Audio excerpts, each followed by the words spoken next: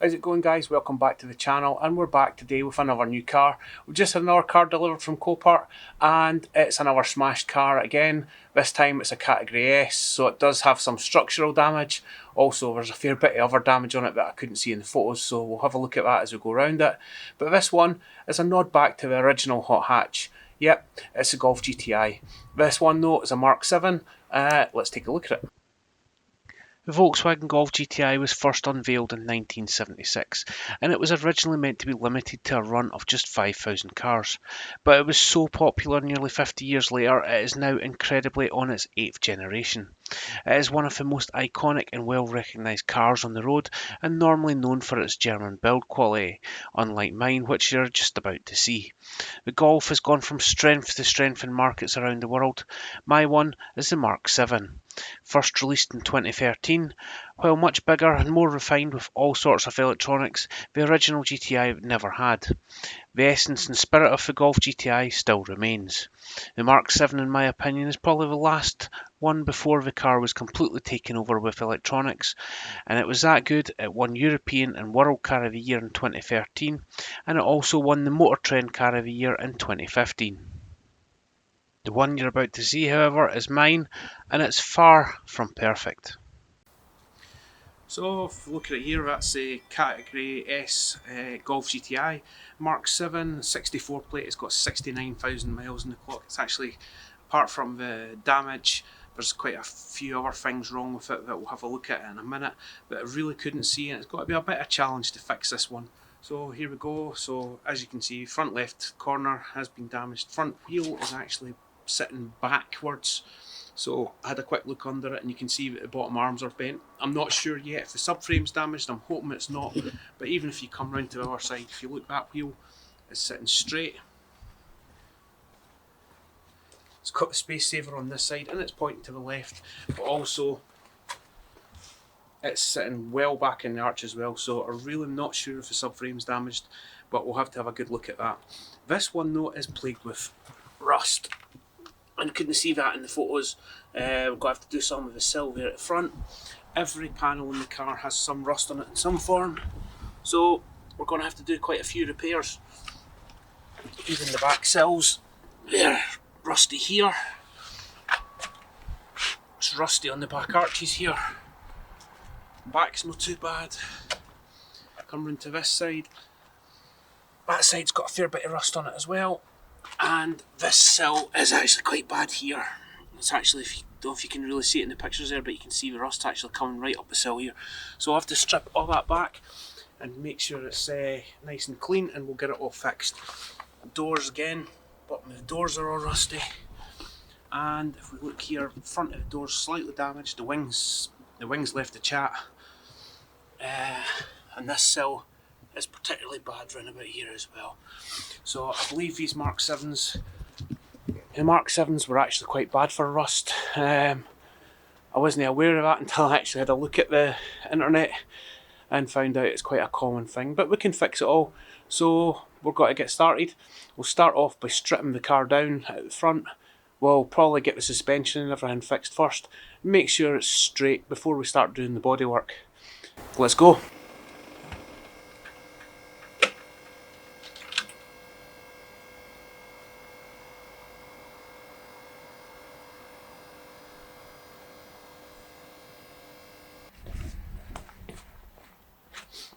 So we're going to start on this one. We'll start with this side. We'll strip out the front wheel. We'll strip out all this suspension. I do have all the replacement bits for it.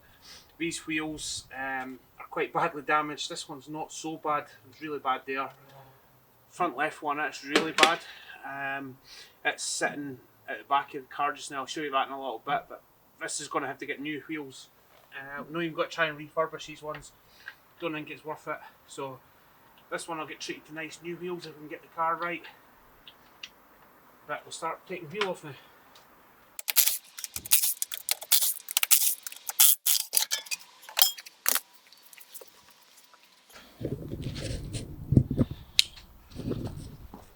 It's a bit better look at the damage there. So wing's really bad. That's not just been the crash, that's been rusty before that. Under there you can actually see the bottom arm It's bent and it's cracked. So we'll get that replaced. It's amazing the rust on this car actually for its age. So it'd be nice to see some nice clean bits going back on it. Have a new hub, I've got new struts. Front spring actually doesn't look as though it's seated right, but I'm not sure if they're lower than springs. The car does look quite low.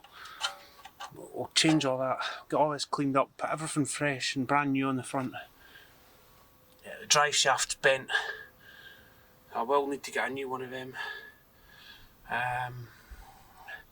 Yeah, let's keep going.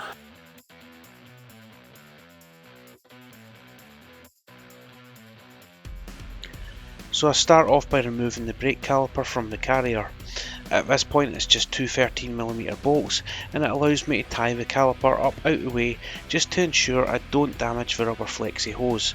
It also means I don't lose any brake fluid for now, and the brakes won't need bled at the moment. Although I don't know the last time the brake fluid was changed, so at some point I am going to change the brake fluid in the whole car when I'm servicing the car later on.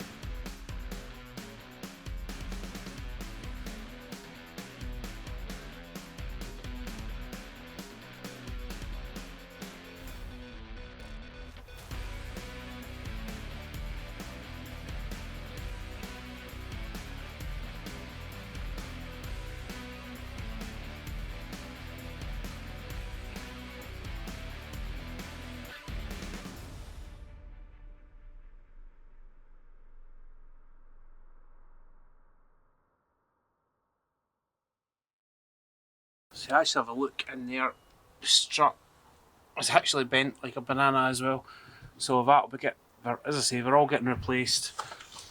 The drive shaft, you can see, it's really bad, and that bottom arm is really bad. So just got to take all that off, and we'll get it all replaced with nice fresh stuff. We've got a new hub here as well. I think, while we're at it, we'll replace the wheel bearing in this hub. And just get everything nice and fresh, so it's not going to be any problem in the future. So we'll continue on, we'll take the bottom arm off first, then we'll strip the rest of this out and get it all tidied up.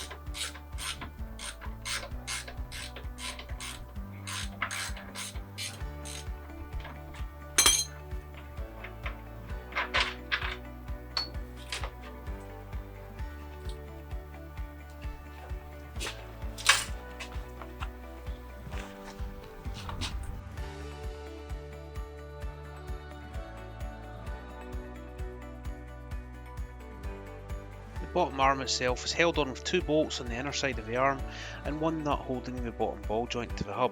However, I will leave the ball joint attached and just take the whole suspension out in one piece. So in order to do that, I need to disconnect the drop link, disconnect the 3 13mm bolts on the strut top mount, and remove the 1 nut on the outer tie rod. Also removing the centre bolt on the hub to disconnect the very broken drive shaft.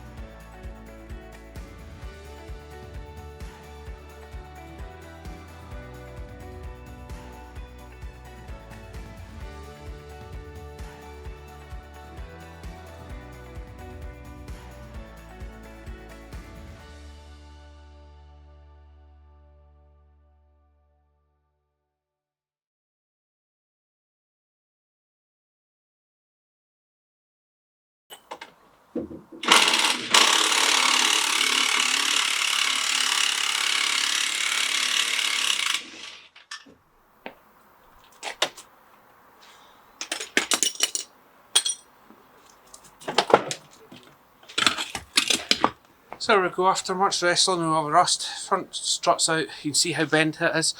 Also, I thought it was lowering springs, it's not, it's the original springs, but they are snapped.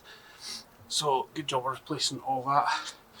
Again though, you can really see the bend in the drive shaft there, so that was a knocking when it was getting pushed. So, we'll get that replaced as well. Get the rest of all that stripped out, we'll change the tie rods because I think they're bent. Take the inner arch liner out and then we can start getting the wing and everything off. We'll take the drive shaft out. Everything that's a bit manky in there will get cleaned up and we'll make it look good. So the drive shaft actually just unbolts from the inside, so thankfully it doesn't actually have to drop the gearbox fluid. The only thing I'm worried about now is the gearbox. Obviously it's had a major knock. I never do that to the drive shaft, so I'm really worried that there's a problem with the gearbox or the diff. We're not going to find that out until we actually get it back together and maybe take it for a test run. I'll have to order a new drive shaft, it's one that I don't have, but we'll get, I think what I'm going to do next, I'll do it off camera, is I'm just going to clean up in here, get this all ready to start taking the new suspension, and we'll rejoin when I'm ready to put the new suspension in. So I think to make it easier, I'm going to take this wing off. And then that'll allow me easier access in just to clean up the whole inside arch. One of the things I did find there just now, and this is absolutely ridiculous, is, I don't know if you can see it there, maybe not the best light, but there's actually a hole right in the inner sill there, so this whole section's going to have to get cut out. We'll have to put a new section in there and see how bad the rust actually is. But first, we'll start taking the wing off, and then we'll get all this area in here cleaned up, ready. Removing the wings, just removing some 10mm bolts along the top of the bonnet line. There's also 2 behind the driver's door, so you have to open the door to get to them. And then there's 2 at the front bumper bracket as well. 2 at the bottom on the sill. And lastly, there's 1 8mm bolt along up at the top of the wing and behind the windscreen trim. The wing then just lifts off and allows better access into the arch.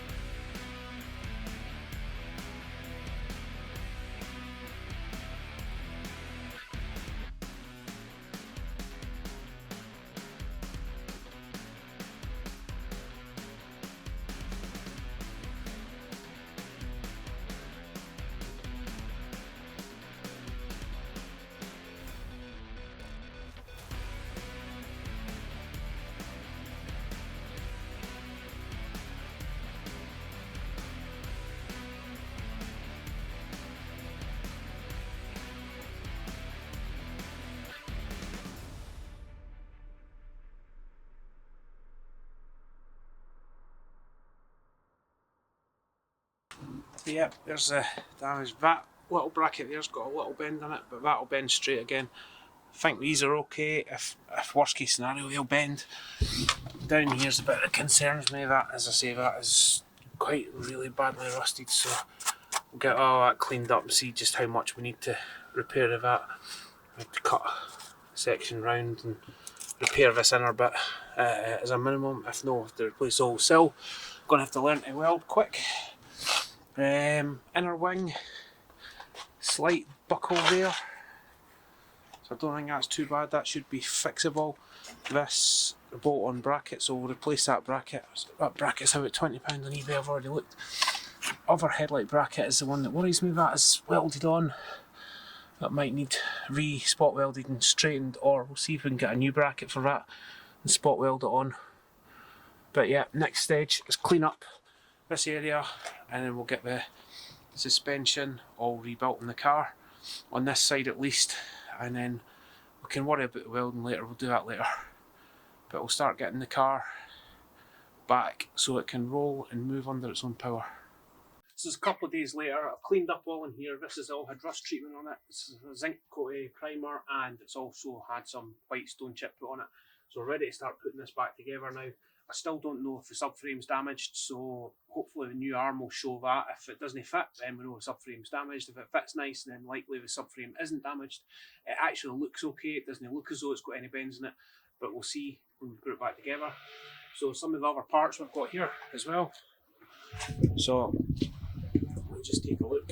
There we go. You can see there's the old strut against the new strut now. The struts, when I did order them, unfortunately I never noticed, and I've had a set of DCC ones for a dynamic suspension delivered, so they may be temporary. However, I have actually looked, and if they are disconnected, they are in normal mode, so essentially they should be the same.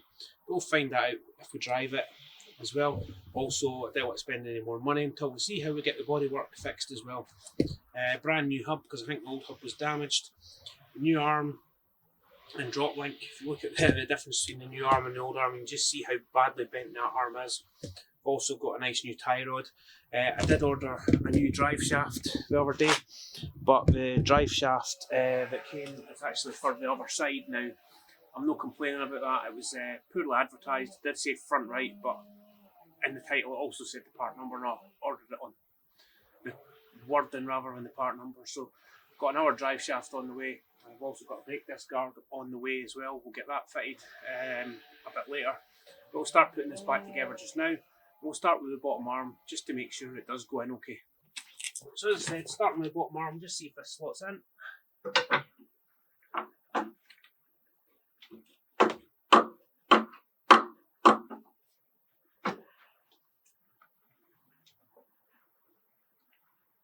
That actually looks as though that goes in there perfect. So definitely no damage with regards to the length. Hopefully it's all straight. As I say, it does look straight. We'll put bolts in and we'll see what happens.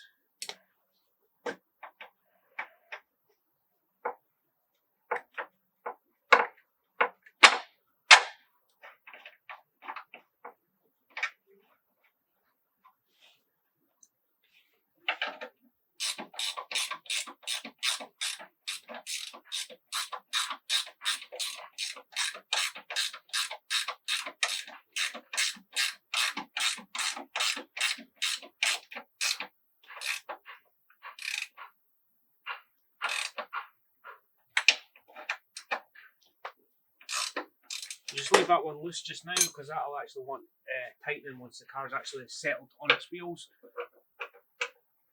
And that's just to make sure the rubber's not twisted.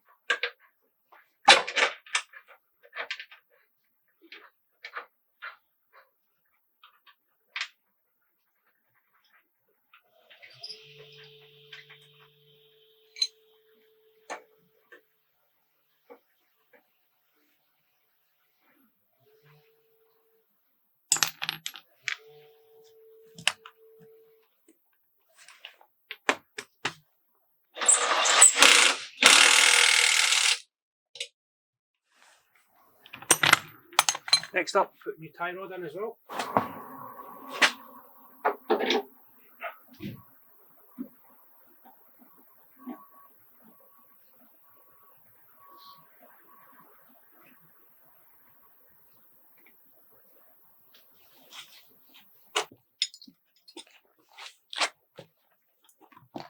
rear tie rod just screws in. Because there's not much access, there is actually a fancy tool you can get just to tighten it up, so I'll do that.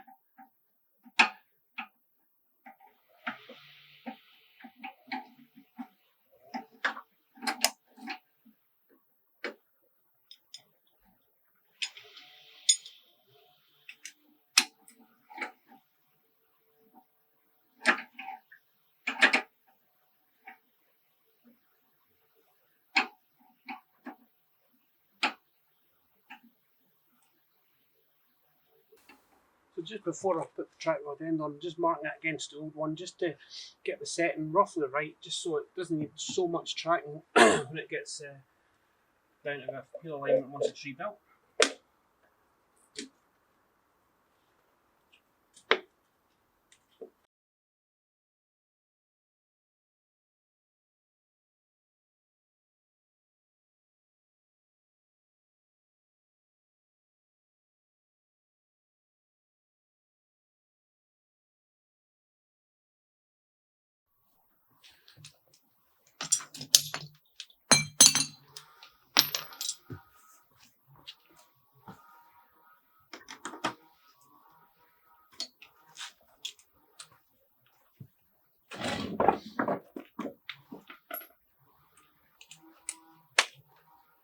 The next thing we'll do here is we'll put wheel bearing back at a brand new wheel bearing into the new hub.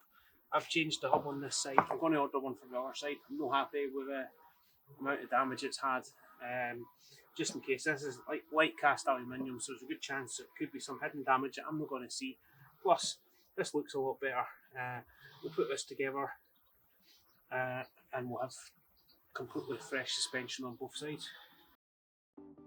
The new wheel bearing bolts back to the new hub carrier with just 3 bolts, and the hub slides onto the new strut, and that's it ready for fitting to the car.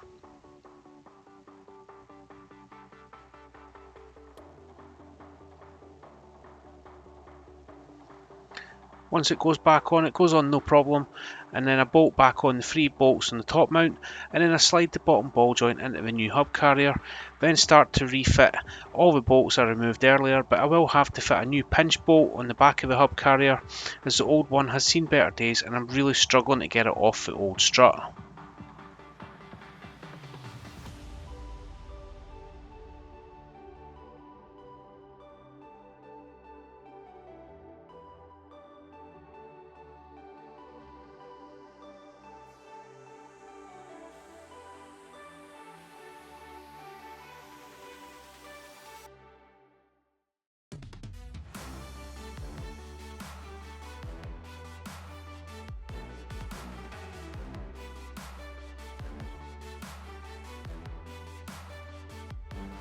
And I think you'll agree here, this corner is really starting to look a lot better, and it's much better than how I found it, and there's a real sense of satisfaction fitting brand new parts and making it look as good as it does. I just hope I can get the rest of the car as good, especially the parts that are rusty just now. And if you've watched this far, just remember this is only the beginning for this little Golf, and I want to do so much more to this car, and if it turns out as good as I want it to, then I might do some nice mods to it once it's fixed and make it a really nice car, make it a little faster, and also probably make it stop better and handle better, probably even look better. So if you can help me, give me a thumbs up, give a comment and share the video, and please subscribe to the channel, especially if you want to see more.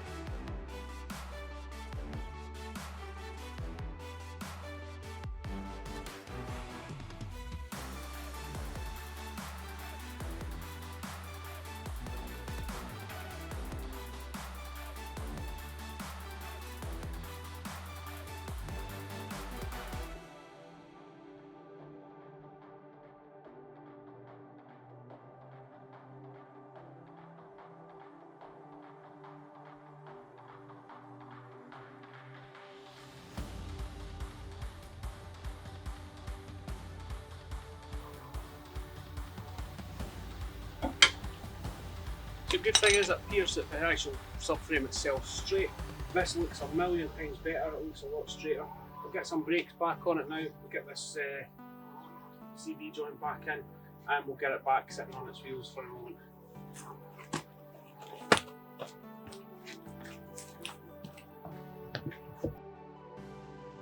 Once that's all done, it's time to refit the brakes. I'm putting brand new discs and Brembo pads on it for now, although I would like to upgrade the front brakes at some point. Maybe Golf R calipers or maybe even the Golf GTI performance brakes. But these will do for now, and then I can use the caliper pushback tool just to push the piston back in on the caliper before putting the caliper back on with 2 new bolts. Remember, if you're changing your discs and pads at home, give the brake pedal a few pumps once you've done this, just to push the piston back out before you move the car, so that the pedal doesn't just go to the floor when you're actually moving.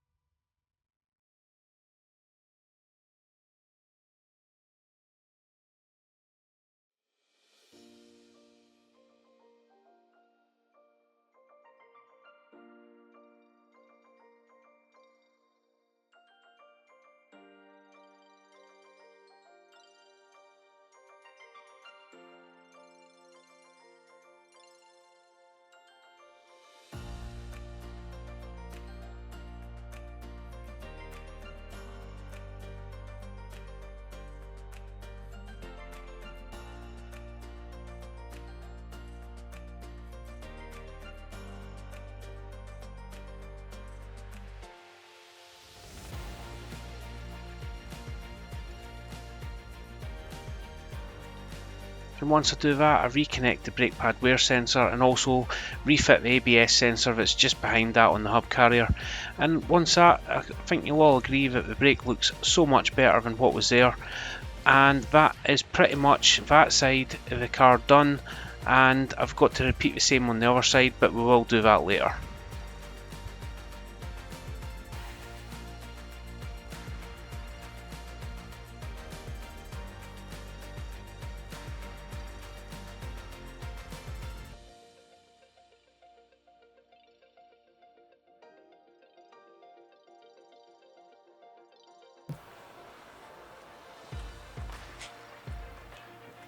So as I said, just as I can temporarily get it back onto its wheels, I've cut the broken drive shaft. We're just got to put that in just now, and we'll be able to get this back on its wheels, off the jacks, move it to the other side of the drive, and be able to start on the other side.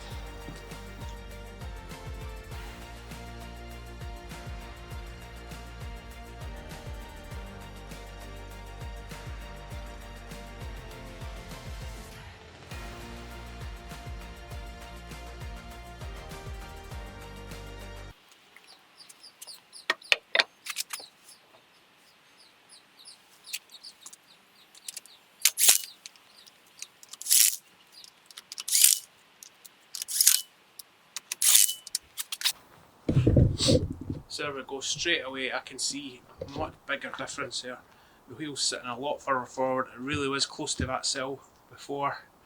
It's pretty much bang in the middle of the wheel arch where it's meant to be. It looks a lot better, and I think we've escaped any subframe damage, at least on this side. We'll check the other side when we get to it, but I think next we'll get it off the jacks and we'll go on to having a look at a bit of the bodywork here. Okay, so now the front suspension on the driver's side's all back together. We've still got to repeat the same with the passenger side, but that'll come in a bit later. I'm going to turn my attention now to the structural damage in the car. So the only structural damage from the crash that I can find is actually just this front bit here where the bracket bolts on. So we're going to go straighten that up just now. And also this lower headlight bracket, should be able to bend that back into place as well. The other structural stuff in the car isn't from the crash, it is just rust, so we'll fix that later as well. That'll be in the next video hopefully, along with possibly the front suspension. But for the rest of this video we've got to concentrate on getting this bit fixed. We'll try and get a wing back on the car. I've got another wing sitting ready to go, and we'll see if we can get the headlight back in and change the bonnet as well, and we'll see if we can, how straight we can make the front of this car. So the front inner wing is slightly bent at the front.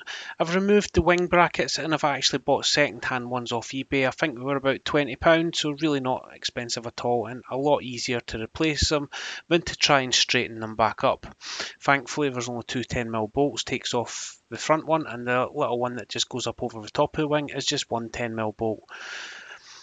But first I need to straighten up a bit of the inner wing that's damaged, and thankfully it's only slightly damaged, so I should be able to straighten it okay. I do start off with putting some masking tape over it, as I'm going to use a small panel beating hammer and dolly to put it back to shape. The tape's just to try and prevent damaging the primer that's on the wing, but it really didn't help, so I will have to give it a small coat of paint or primer later on, once it's back in shape.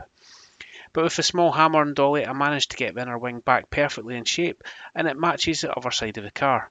I think I'm really lucky here, as it appears to be only structural damage on the car, and thankfully I don't have to replace it, as there's no buckles or tears and it goes back perfectly how it was. And if you just watch it on the time lapse here, you can really see that it is absolutely perfect once it's done.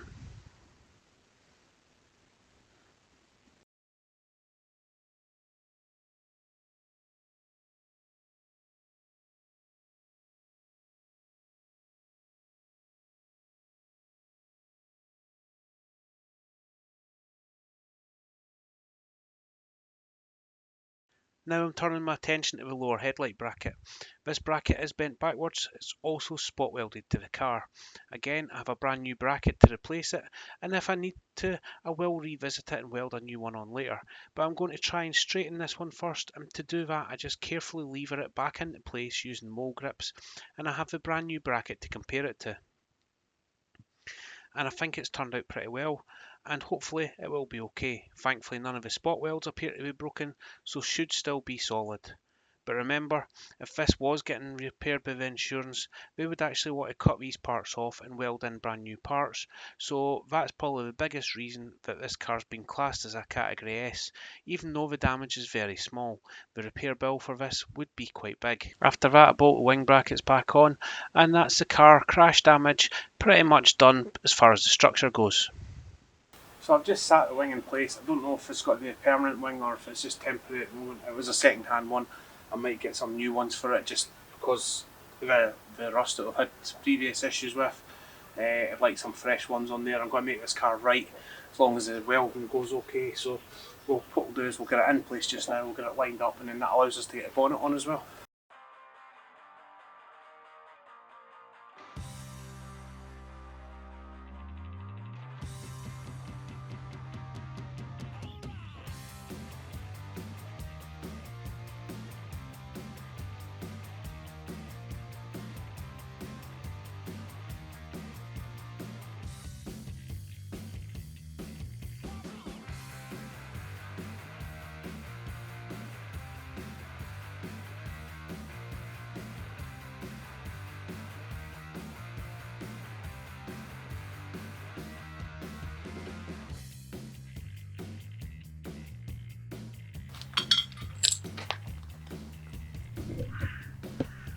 So you can see there, I've actually lined the bolt holes up completely with the paint marks, so that should be in position.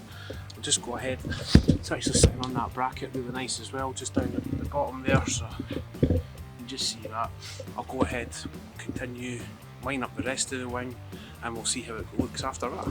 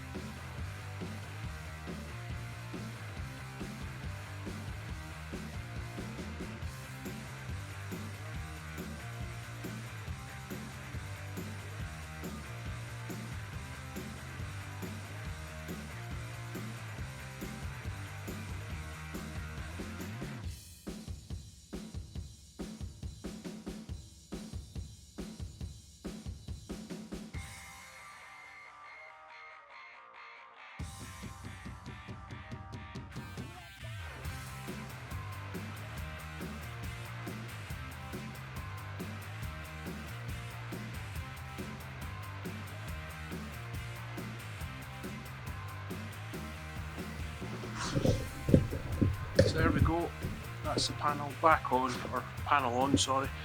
You see the panel alignment is absolutely spot on there. There is a little bit of damage to the front of the door. We'll get that repaired later. The alignment up here is fine. That's all aligned right down the front where the original paint marks are for the previous car. And we should be able to just put the bottom of the thing back on, and then we'll look at putting the headlight in the car and we'll see just how aligned the car is. Next up, it's time to remove the bonnet and replace it with a brand new one that's been painted in colour. You can see also that I've temporarily clipped the bumper back in place just to help with the alignment, and apart from the fact that the bumper's damaged, I think it's actually starting to look really good. The bonnet itself is easy to remove. You just remove the washer jet hose, that just unclips, and then disconnect the bonnet lift strut.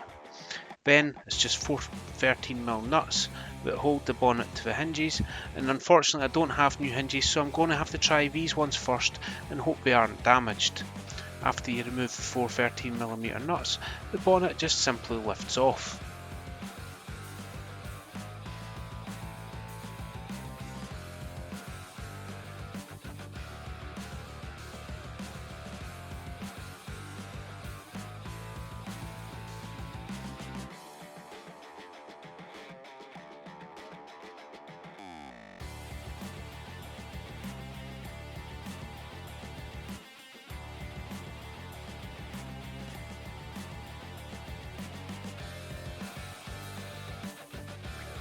I then fit the new bonnet and put the 4 holding nuts back on along with the bonnet strut, and then spend probably the next hour making small adjustments just to get the bonnet in line.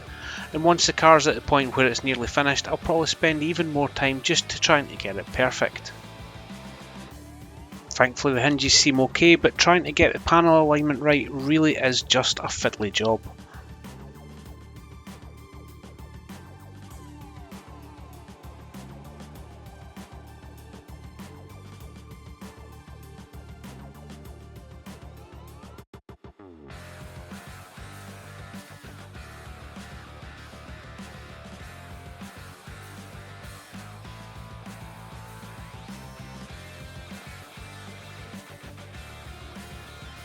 It really is starting to look okay here, but I think a little bit of tweaking later on, just when we've got everything back together, and it'll be perfect.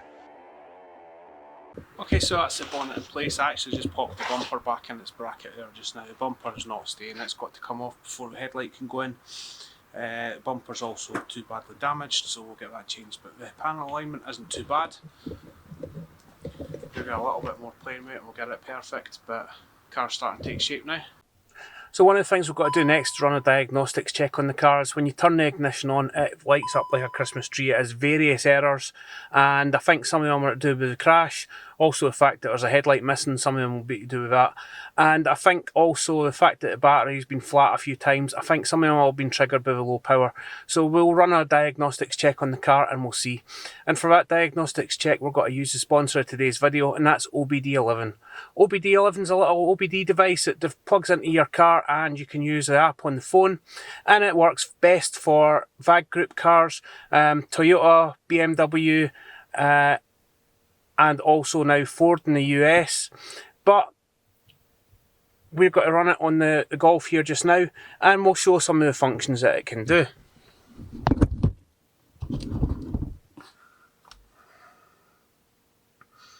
So just connecting to the car right now, I'm going to run the screenshot here and we'll record the screen. So we're connecting just now, and we'll run, first thing we'll do is run a diagnostics check on the car.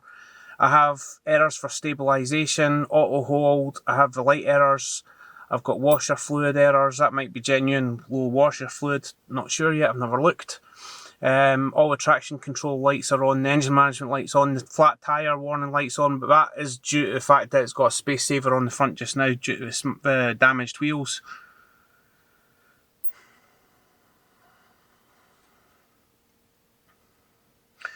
So just scanning the data just now on the phone.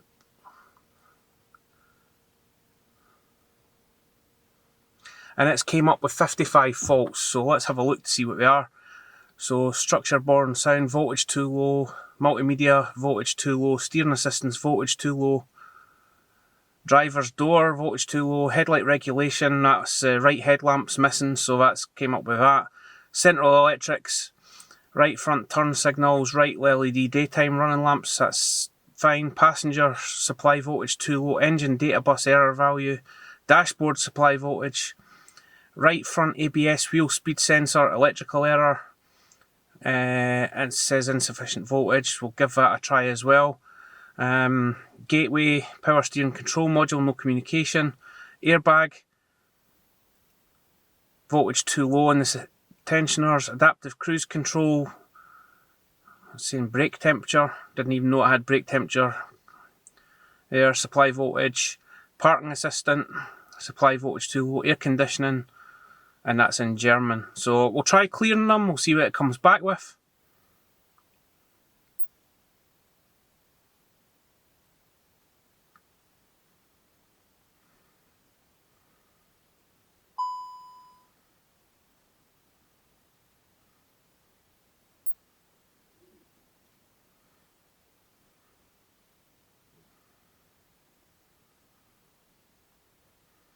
And it's came back with 4 faults now, and that's right headlamp, right daytime running module, cruise control, front distance range sensor, that's likely the sensor behind the bumper. We'll make sure that's no damage when we do take the bumper off.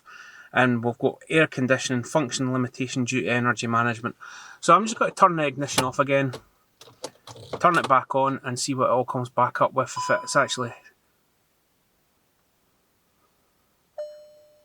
It's now telling me I need fuel as well.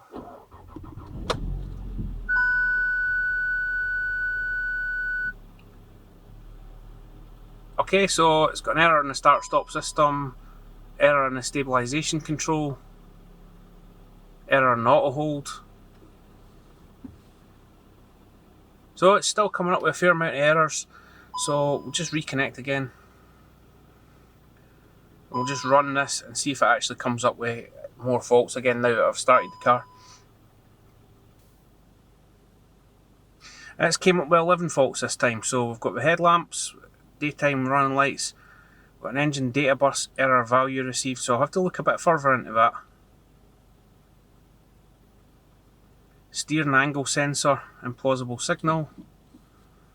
Tyre pressure monitoring display, signal error, data bus error value received. Parking assistant, error value received. So we'll have to do a bit more fault finding into this and actually read what the codes say to try and figure out what the actual problems are. But all in all, this is a really handy device, especially you can use it on any car for basic diagnostics, but again, VAG group cars and Toyota, BMW, and I'll show you some of the other things that it can do as well. So some of the other things as well, if you go into apps there, you can actually have adaptive cruise control calibration, brake bleeding, window calibration, adaptive cruise control distance settings, air conditioner compressor activation, lights, you can do fancy show modes with lights, you can change the battery type, you can reset the seatbelt tensioners on this car, so that's actually really good if it was had been in a crash. Headlight washer test, front door lock test. There's actually a lot you can do with this car. You can change what engine oil type it is. You can also reset the service indicators, and in the next video you'll see I can actually use it to work the back brake calipers as well, so we'll use it for that as well. Tell it it's had an inspection, tell it it's had the brakes changed. There's an absolute lot you can do with it, and if you want a discount on this handy little device, use the link in the description, and there's also a discount code in the description as well. So I've actually just run the scan diagnostics again, and it's cleared everything apart from the tyre pressure loss and the lights. I think giving it a few minutes to run just to let the battery charge up, that seems to have made the difference. Everything's working now. The cruise radar's now no saying that there was a error. The auto hold, and that's now coming on and off. Found out that you need your seatbelt on for that to work as well. So the only so the only error on the dashboard now is the washer fluid and the tyre pressure monitoring system now with the lights as well. I think that's quite successful, and once again proves how handy the little OBD11 device is. So that's actually got to be it for today's video, folks. In the next video we're going to start tackling the rust on the car. We'll also do the front left suspension, as I've never done that yet, due to the fact that when I've done the front right, I decided to put a new hub on the car, a new hub carrier. I've decided to order a new hub carrier for the passenger side as well, because it has had a fair knock and the bottom arm is bent. So with that being steel and the fact that that's bent, the hub carrier is cast aluminium, I'm terrified that it's actually got any minor cracks in it, and I want to make sure that everything is 100% perfect. So the fact that front right has actually had everything all changed in it, I'm going to do the same on the front left, and then that should have it driving straight. When I first moved this car, the steering wheel to go straight was at 90 degrees, now it's at 45 degrees, so I'm hoping by the time I do the front left it might be straight again. Thankfully there doesn't seem to be any damage to the subframe, and we will get cracking again with it the next time. Thanks so much for watching. See you in the next one.